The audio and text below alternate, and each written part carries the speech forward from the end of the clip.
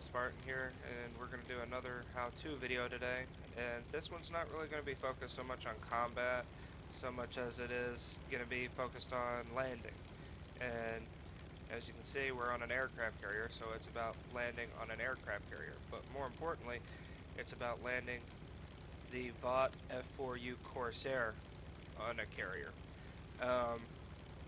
One of the notorious problems that the Corsair had was that the cockpit was too far back on the plane and the pilot seat was too low. And this meant that the nose, obviously, as you can tell, it's got a very large nose on it. It's really difficult to see whenever you're on final approach on a carrier. As you can see from here, I can only see just out to the sides here. I can't see anything up ahead, and it's like that whenever you're on final approach too. So we're gonna in this video we're gonna land this thing on a carrier. So to start off, I need to be in cockpit view because this is going to be more focused towards somebody who's playing on sim battles. Now, I don't have the simulator flight model on this test flight. I'm using the realistic flight model instead. But same difference. In cockpit view, it's very difficult to land on a carrier just because you very poor visibility.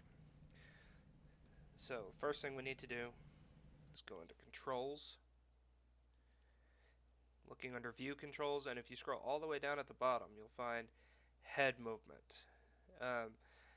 You can set this up so that your pilot, not only can you turn your camera like that or look up and down, but if you enter the correct input, you can actually lean your pilot to one side or the other. That's what those controls do. And you can also bring your pilot's head up, down. It's really useful for landing on a carrier in a Corsair. It's also really useful for getting that peek behind you, looking around that armor plate that's sitting right behind the pilot. So, with that being said, let's take off and we will perform a carrier landing. Now, before we actually make our approach to the carrier, it should be said that the Corsair was not always used as a carrier-based fighter. It was developed to be a carrier-based fighter, but it didn't really go into service on the carriers until after a lot of testing, as far as carrier landings were concerned. And the carrier landings were the real reason why it was deployed as a land-based aircraft, primarily at the start, whenever it was first entered into service. And we really have to give credit to the British and their Royal Navy for figuring out how to land this plane on a carrier with better results than the Vought company had than the Vought company and the American Navy did when they did their tests. The answer is you don't approach the carrier as I'm about to approach it here. Now, I'm not going to actually do the landing here. I'm just going to show you the wrong way to do it first.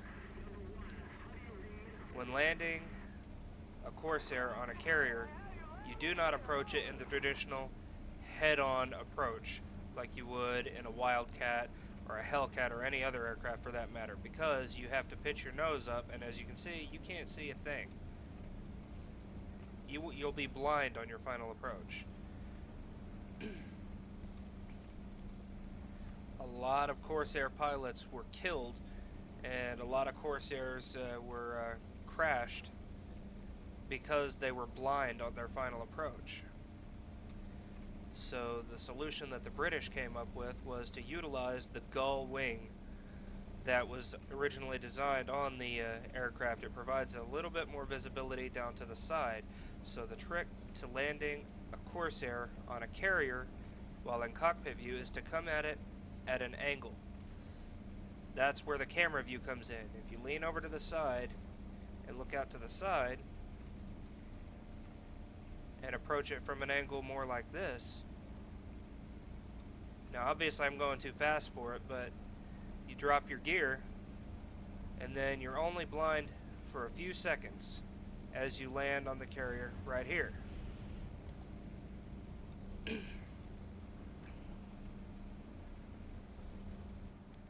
So, we're going to go ahead and make our approach. And we will see what happens. Okay. I'm going to go ahead and reduce my throttle. Because right now I'm going about 270 miles per hour. I need to reduce speed to under 200 miles per hour so that I won't rip my flaps off or my landing gear whenever I go on my approach. So I'm going to go ahead and back it all the way down to 0.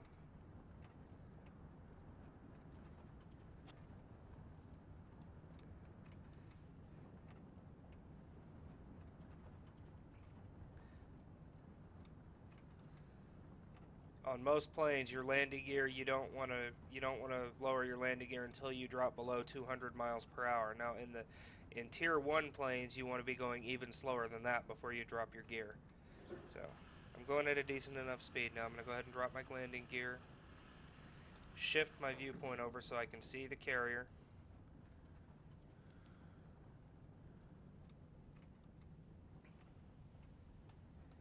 And I may every now and then just tap my throttle just a little and drop my landing flaps, line it up, and we are down. As you can see, no damage to the prop, no damage to the plane, a perfect landing. So I hope this helps anybody who's trying to get into sim battles who didn't know that about the problems that the Corsair had with landing on carriers.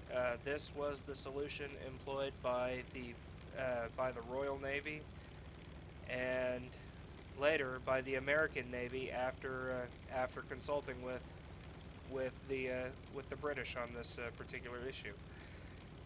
So once again, kudos to the Royal Navy for figuring out a workaround to the obvious design flaw that was in the Corsair, just having a really large nose and a cockpit that was pushed way too far back and a pilot seat that sat way too low. They found an adequate solution to landing on carriers. So if you enjoyed this video, please click the subscribe button, the like button. Feel free to share this with anybody who you think might benefit from it, and leave comments if you feel like I've left anything out. Like I've said in my previous videos, I'm open to constructive criticism. I'm by no means an expert on any of this. I'm just relaying what I do know in hopes that it might help somebody out there who's just trying to get into the game.